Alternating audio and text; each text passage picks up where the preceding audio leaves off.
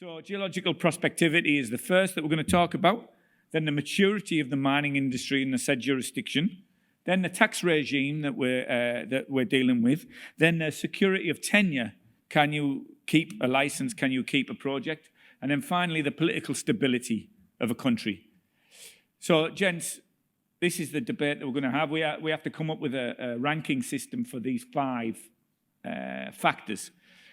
Roger, I think I might kick off with you, given that you've sat patiently there since your presentation, and the fact that you're in a country that probably sits slightly different to the rest of the continent in that you've got a very mature mining industry in South Africa, but it's slightly at a different moment in its arc than many other countries on the continent. When you're talking to government and you know the country is desperately trying to get new investment from international investors, where do you place a topic like geological prospectivity in the importance of attracting international investors? So Dom, it's right up top, because without the attractive geological endowment, which has been exposed, so it's got to be all the pre-competitive information on the geological endowment has to be there. So I just have a particular view. No geological endowment, no one's going to come and pay any attention. Whether you then deal with the second issue, which I think is slightly different to what you've got on the screen when you talked about maturity. I don't think companies are necessarily looking at the maturity of the mining industry. What they're looking for is, does the country have a globally competitive, stable, predictable policy and regulatory environment, which is not subject to frequent change? And that then touches on the tax regime, security of tenure, and obviously has an impact on the political stability side. So I actually think that this issue around global competitiveness, stability and predictability in the policy and regulatory environment is the second most important thing. The third one is guaranteed security of tenure. No company is going to invest $1 in exploration, even if it's high-level reconnaissance, if they can't take that right through to mine site or even sell the project at a particular point. And then I would have a slightly different view when you start getting into, there are some things that guarantee security of tenure, which is, do the courts work? Does it have a stable political dispensation?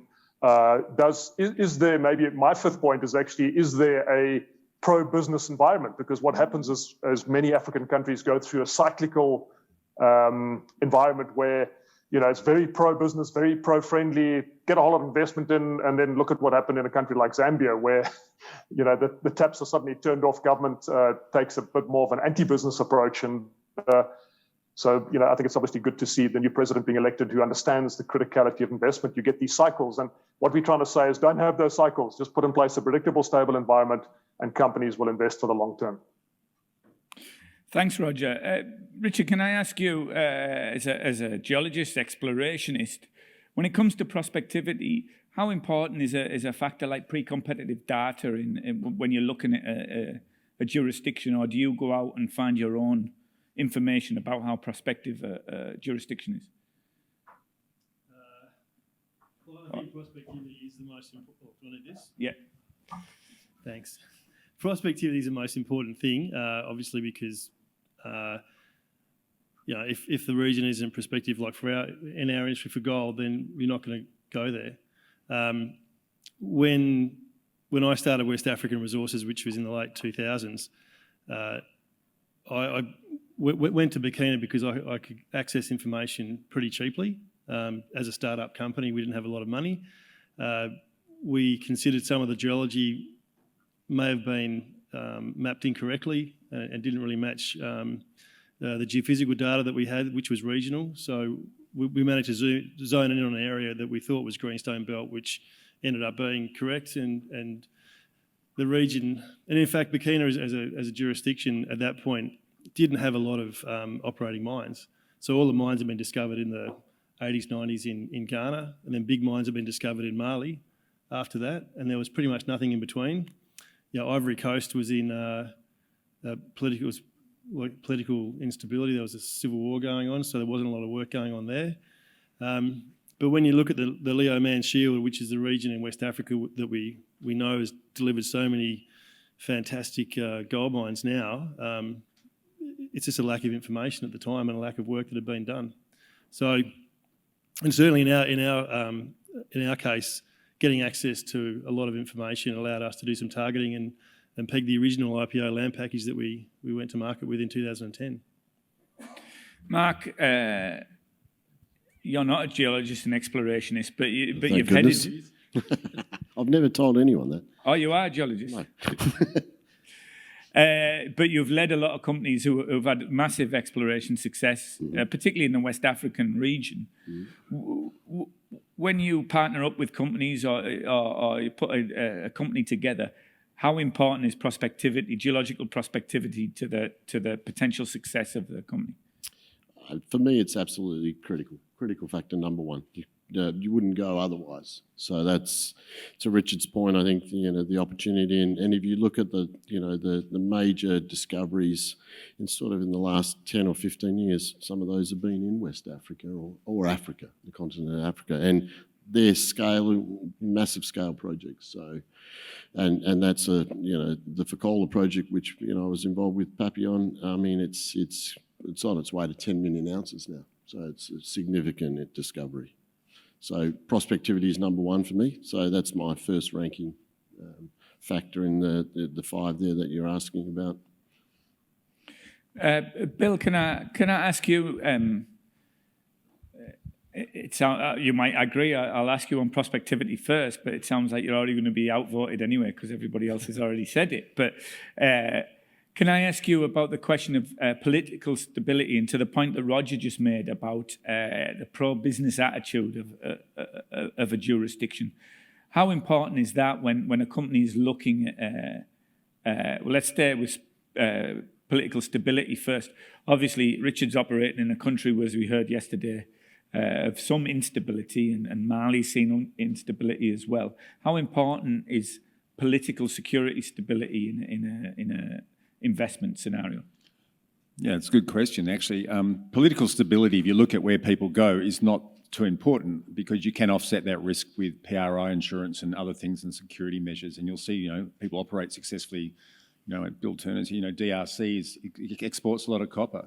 They have issues, obviously. So for me, I was actually going to go for maturity of mining industry because I'm a geologist as well in exploration, and I was in Cameroon trying to do bauxite. I was in Niger trying to do. You can go fantastic prospectivity, but Congo Brazzaville, for example, doesn't even have one mine, and to me, they don't know how to mine. They don't have a mining industry. So once they develop that mental ability within the government, you can actually get things done quicker, in my experience. So. Hats off to people in Burkina that started that. But now that they are mature jurisdictions, and even Côte d'Ivoire, they know what mining is, they know what to expect. It makes it a lot easier. So for me, prospectivity, yes, is important, and Africa is very prospective. But for me, I look at the maturity of the mining industry. Even South Africa, which has its issues, and I think Roger had talked to it, is still a fantastic destination. They just need to work out some of these other human factors. Yeah. I think the presentation we just seen from the Sudanese minister says that Sudan's one of the biggest gold producers in Africa, in the world, in fact, and yet it has no commercial operation because perhaps the political situation is not as easy. Richard, you've got the microphone, so we may as well go to you again. What about the tax regime? We see quite often the discussion of free carried interest. Obviously, Tanzania has been a recent stark example of a sharp shift in taxation policy and fiscal policy that has affected the mining industry. How much of a factor is that, and what are the elements of that factor that sway a decision? Well, it's kind of linked to the maturity of the mining industry as well, because if you look at West Africa, for example, all the early movers had very generous sort of tax regimes. So the early mining code, for example, in Mali, was probably a 15 or a 17% company tax rate. So you get a discount on the prevailing company tax rate. As that jurisdiction has matured, that's changed. And you'll see that historically mining licenses were granted for 25 years or 20 years. The situation now is with updated mining codes, the permitting for that mine and also for the tax code obviously has increased. So you've got a permit for as long as your feasibility study says the mine life is. You don't get these sort of open-ended sort of permits anymore. And this has obviously caused issues in Mali with legacy assets like Sadiola, for example, which the two owners of that, I think AAMEG and Anglo, couldn't agree with the Mali government on re-permitting that as a new project when they wanted to expand it, and they ended up selling it. In Burkina, it's a very similar situation, very similar sort of tax regime throughout sort of the Umoa sort of region, so Burkina, Mali, Senegal, Ivory Coast and Chad. And as the mining industry's matured in Burkina, the tax rate's gone from 17.5% in the old code to 27.5% in the new code. And clearly that has a massive impact on how much the government ends up taking. So the current status in Burkina is now 27.5% tax, a 10% free carried interest, a sliding scale on royalties, 5% at the moment over $1,300 gold, plus another 1% royalty on for community projects. And when you add all that up, it's about 50% of the revenue of the project comes out. So quite often we would get criticism from non-industry people, I think, saying, well, you guys have only got a 10% tax rate. Well, when you add everything up, it's not. Certainly, so that those two kind of, I think, items are linked. Thanks, Richard. Roger, would you agree with Richard in the overall the discussion of the overall take or the overall contribution that the industry makes to the economy and the tax collection in South Africa? So Dominic, absolutely. But I think, and I guess it comes back to that question specifically, what is the importance of the tax, the stability of the tax regime, and are you going to be subject to frequent change over time? I think that's one of the biggest things that's been a detractor for investment in many African countries, certainly from my particular perspective. So you can have, and again, I classify taxation as a component of the general policy and regulatory environment. So you need to have efficient, smart tape-driven licensing systems with clear criteria, etc. On the tax side, companies do need to know what is the take-home, what is the take-back after all the taxes are paid, and it's got to be all the social taxes, all the taxes included. And just bearing in mind that at the OECD level, corporate tax rates are now sitting at 21%. Royalty rates around the world have some countries like this idea. They've got the minerals, now we can tax what we want on the royalty rate side. It does result in a competitive game. Companies do look at the competitiveness of the tax regimes between countries. But I think more importantly than the actual rate is actually the stability of the tax regime over time, because a number of the countries have gone through this process of what we call creeping expropriation, where basically the revenue streams of the companies is expropriated over time by an increase in the tax rate. So certainly on the South African side, in 2006, we negotiated a EBIT-based profit royalty formula. So when times are really good, like they are in iron ore at the moment, the companies pay a disproportionately higher share. When times are bad, they pay a minimum rate of 0.5%. And what that does is it means there's no conversation around a super profits tax or resource rents tax. I better not mention that in the Australian context, but the point is that once you have a clear corporate tax rate of and we've just had a corporate tax reduction in South Africa from 28% to 27%. Plus a stable royalty regime, that kind of like enables you to do things. Where we have uncertainty is on the social taxes related to our social and labor plans. Is it 2% of your net profit after tax, or what is the exact calculation? And that's an ongoing discussion that happens with government. So my urging is for the governments to realize, put in place a framework which government gets a fair share, the shareholders that enable the project to go ahead get a fair share, and you end up with a sustainable long-term view of what the sector can contribute. So again, I think tax is very much up there, in the policy-related issues where you want stability. Great, thanks, Roger. Right, now it's time to decide. We barely got the security of tenure. I suppose, Mark, I should ask, how concerning is it as an investor that there is any opportunity that you might get either, as Roger just said, the creep of a free carried interest, or the changes that we've seen in certain countries, or full nationalisation and expropriation of assets? Can you anticipate that sort of scenario, or does it come back to what Bill said about making sure you've got your insurance to cover that? I think the clear message, when you're working there, is you want to know the rules of the game before you start the game, and the rules don't change. So clearly that hasn't always transpired that way. There's always surprises. But as long as there's an opportunity for dialogue between company and government on those aspects of the rules, I think, that's important that you go in and demonstrate that to the investors. I mean, investors just want security, don't they? They want to understand why you're there, what's the prospectivity, to the maturity of the industry as well, but the tax regime doesn't have radical or significant changes to it. So, and your security of tenure and political stability, I'd probably rank stability a little bit towards the bottom of the list there, as you would, because I've been involved in Mali in a coup, two involvements. So the industry was, no, I did not start that coup. I was around when they were shooting. But the point is that, the industry in itself has retained its activities, not that, disruptive. And you hope at that level of the political sphere that it stays with certainty for that aspect of being in the country. So, and I did not start that, but anyway. Thanks, Mark. Right, now is the time to rank them. So, gents, we're going to come to some consensus here. Bill, you said you thought maturity of the industry was more important. Richard, are you saying prospectivity first and foremost? Yeah, so I'd say prospectivity first. Mark's going to say the same. Bill's going to say maturity. Roger? Which are you I'm going to ranking? say geological prospectivity first, absolutely, but I think security of tenure second.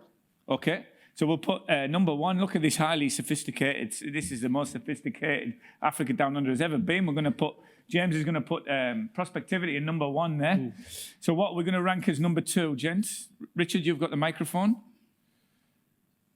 Yeah, I think security of tenure. So in our situation, certainly in West Africa, when you get a mining licence, and before you start building, obviously, you sign a convention with the government, and the convention is your stability agreement. So, and that really fixes your tax and other things that to ensure, it gives you also the availability of international arbitration if there are any sort of sweeping changes.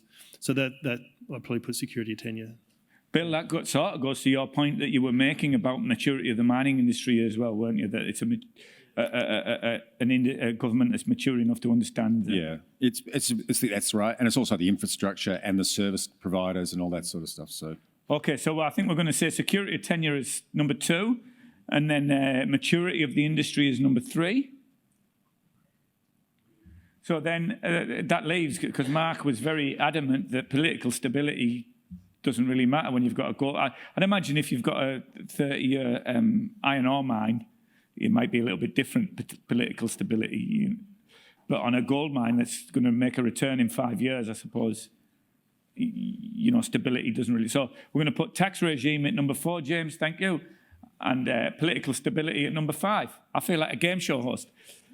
So Dom, a quick comment. So on your tax stability, I would actually slightly alter that a bit and say, your policy and tax regime as number 4. If your policy environment, your tax regime might be nice and stable, but if you've got a policy environment which is completely bizarre and keeps on changing, you ain't gonna. So I would alter that a bit, but that's just my suggestion. Happy with the number, with political stability. Thanks, Roger. Maybe we can put policy environment as well on there, James, next to tax regime in number 4. I think that's a great call. See, look at this. This is brilliant. I know. Right. So from here, we're going to move on. We've had the miners explaining what they're looking for in a jurisdiction. Now we need to look at what miners need to bring to a jurisdiction to be successful and work in partnership but with other stakeholders, particularly host governments and host communities. So we've got 5 factors up here that miners must display when investing in an African jurisdiction. James is going to put all 5 up now.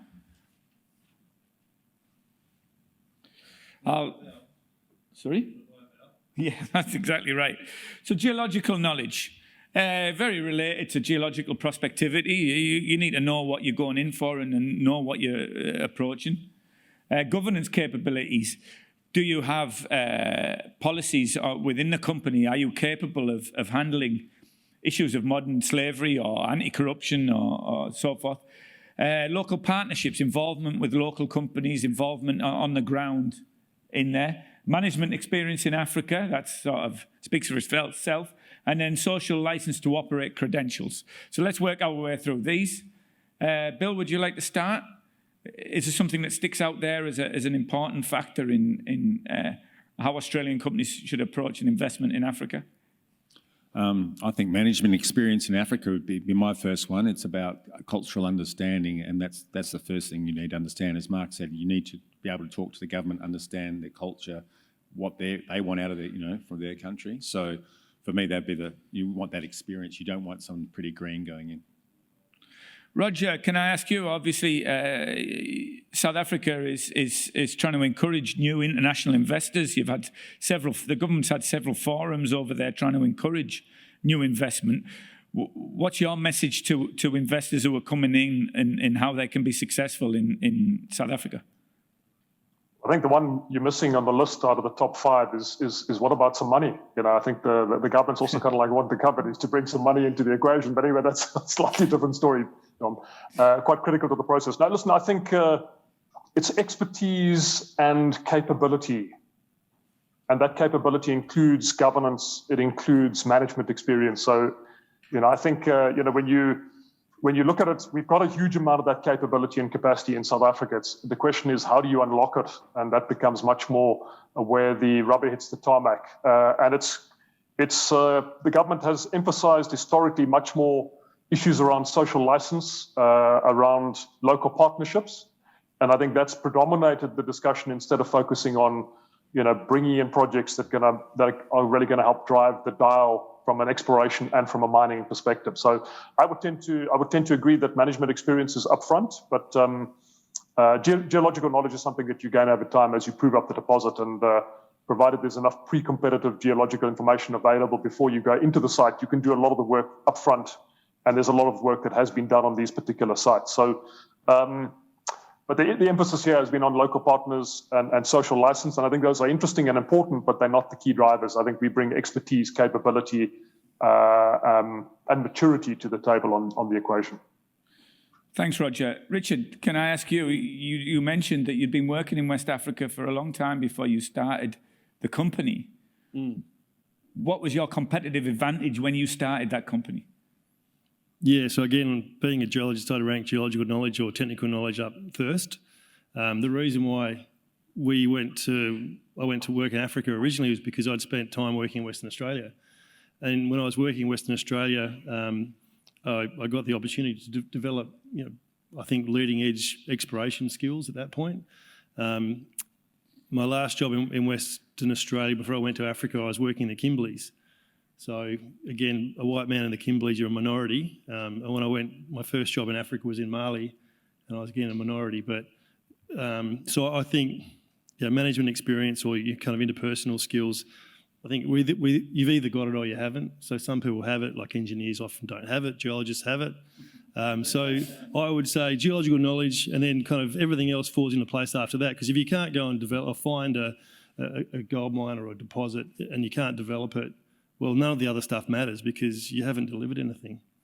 So, and you can't deliver. So what we're doing now, obviously, because we found it, we funded it, developed it, we're mining it now, and we actually are delivering on a lot of the other sort of items there. So you've got to know how to find a deposit and develop it first, and then employ good geologists. Mark, when you look at, you must have, every company in West Africa must have approached you about being a chairman. You've been on more boards than Mick Fanning. Sometimes, do you sometimes look at a company and think, well, there's gaps in there that is going to mean that they're not going to be successful? Other than Richard, no. I was his chairman.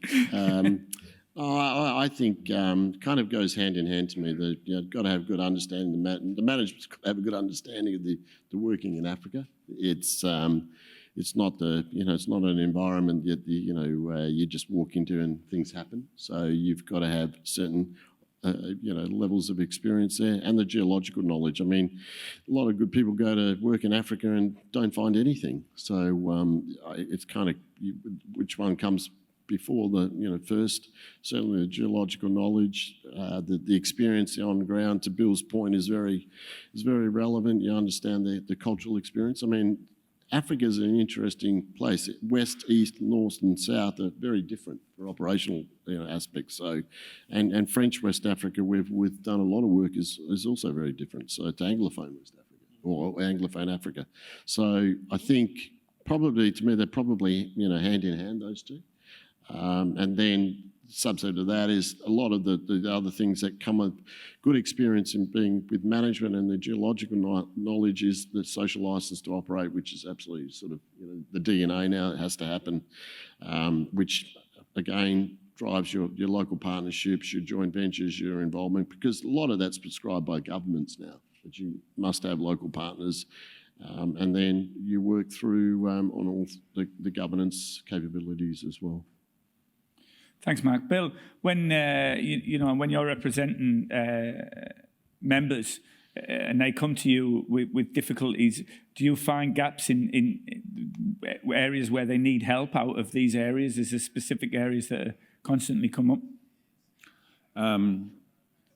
Yeah, I guess. Or is the others, in fact, for that matter? No, I guess it's funny. I think what we're doing here is actually what a lot of companies should do. For example, companies fall into projects accidentally. Like I was in Congo in iron ore. It was because someone went to the World Cup in Joburg, sat next to the Minister of Mines from Congo, and then he picked up an iron ore license. Next thing I'm on a plane and I'm in Congo looking at an iron ore project. And so there's no discipline in terms of evaluation. So it depends how you fall into it. So I guess a lot of the problems that come though are lack of experience. And I guess that's what we say about AAMEG. Our motto should be, don't stuff up in Africa, like we did, is the subtitle, because that experience that Mark and Richard now have is invaluable. So there's lots of areas you can fall down, but certainly that's why I said management experience in Africa. I mean, obviously you need the geological knowledge, but that awareness of the environment you're working in, the people that get in trouble are the ones that are a little bit blinkered. You need to have a wide field of vision. Yeah. Thanks, Bill. We've got time for a couple of comments from the floor just before our panellists decide on the final five. Has anybody got any comments to make or questions to ask or accusations of missing something off the list? Everybody's already thinking about that glass of wine downstairs. So Dominic, I was just going to make the comment, a quick one, which is, we've got a number of the senior industry leaders and geologists on the panel, and also an economist on this side. Well, I used to be one. And the difference between an economist and a geologist, they're actually very similar traits. It's just the assumptions that vary. It depends on your price and your cost and how big the ore body is. But anyway, that's just an aside while people are thinking about the question to ask. Oh, thanks, Roger. Yeah. What we have to remember, Roger, is we're at the very end of our conference day, and you're still only about at lunchtime. So you know what they say about keeping Australian miners between them and a beer. So I'm really glad that you filled in that space. Oh, we have got one question actually. Thanks, Dom. A question and a comment. I was in touch with a former great supporter of ADU, Gary Gray, overnight, and he asked me to send his regards not from Africa, from Ireland. As you know, he's the ambassador there. My question more is, I was listening to the two questions. Everyone seemed to agree that it starts with the geology and almost ends with the geology. But we have a litany of projects, big projects and small projects, many small projects with great geology in many parts of Africa and many parts of the world that haven't developed because of the lack of political stability, because of the lack of the right government settings. So yes, you start with the geology, but you can't end with the geology, and you can't, you might have all the engineering smarts and the geological smarts, but the evidence there, I mean, we don't need to name projects, but I can, Simandu, sorry, and a lot of others. I think others, the past few days, we've heard of expropriations, we've heard of so many other issues that have come along the way. So a bit of a challenge there, I don't know. And I suppose that's the other thing that, and it's exactly what Roger said right at the very start, is the first thing you need to bring is money as well. You need to bring investment backing that is going to believe in your project and be able to support it. Thanks very much, Brendan. It's a brilliant point. Right, we have to get downstairs. The football is kicked off as well, so we need to make sure that we catch some of that as well once you've had a drink. We're going to rank these just before Bill Reppard, Chairman of PEDA, comes up. We're going to rank these in order. Bill, are you going to take it first here? What are we putting first? Again, I was outvoted. I think maybe, despite Brendan, no, everyone's rowing their own boat here, but Brendan's a political scientist, and of course we do need them. But as a geologist and a scientist, it does end and begin with geology and geological knowledge, and that's why actually Australians are highly valued around the world. We are the best at exploration and mining. So I think that should be number one. Richard, I'm not even going to ask you. You agree with that? I totally agree with that. One of the things that I always tell our guys is you can't engineer geology. So, we look at deposits regularly if we're looking at potential acquisitions, and that starts with the geologist. Like you look at the deposit, and it's really not geology; it's geometry, and there's other things that kind of go with it, like metallurgy, but you can engineer metallurgy. But if you've got a horrible sort of shaped ore body, you can't fix it. A geologist once told me that geologists create value and engineers ruin value. Correct, absolutely. So we're agreed then. Geology. Brendan, you've been outvoted. You should have been on the panel and you could have given yourself a much better showing. So we're going to put geological technical knowledge, I think we should probably say, that's correct, as number one.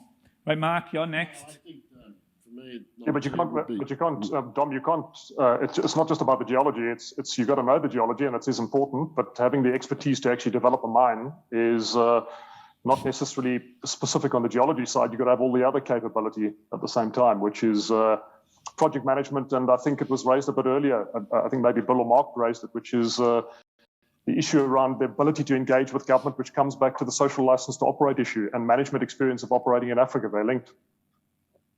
Yeah, I think you're exactly right, Roger, that particularly in this list, so many of them are linked to each other that it's almost difficult to separate them. Mark, you're going to pick our number two. I think the management experience is absolutely critical. I mean, I've had people come to me and say, I've worked in Indonesia, I can go and work in Africa. It's just because it's hot and there's mosquitoes and humidity, it doesn't mean they're going to be successful. So management experience is absolutely Management experience, we're going to put it number two. Great. Roger, we'll leave it to you to decide between social license, local partnerships and governance capabilities to put in the number three slot. Yeah, listen, I think, if you don't have local partners and a social license to operate probably is the third most important. You don't generate that, you don't have a license to sustain your investments in those particular jurisdictions. So I would rate that number three. Great, thank you, Roger. Richard, it's up to you to choose between the last two of local partners. You've got a huge amount of local Burkinabe geologists working, and you built up local capabilities there. Yep. Yeah, social license is number three. Yep. Yeah, local partnerships, I think 4. And I think, particularly with Australian companies, we bring that sort of corporate governance wherever we go. I think we're kind of world renowned for being straight shooters and doing what we say we're going to do. Certainly, that's what we do at WAF. So I think that unfortunately that's 5, but it's important because it's a given almost. It's a given. You have to be a straight shooter. Great. So we're going to put local partnerships and investments involvement in number 4. And then governance capabilities. We're not relegating that. It's not getting knocked down to the next league. But certainly when it comes to Australian companies moving into Africa, that's a given. Anybody who welcomes an Australian company can assume that governance structures are very strong. Well, that's it. Thank you very much, gentlemen.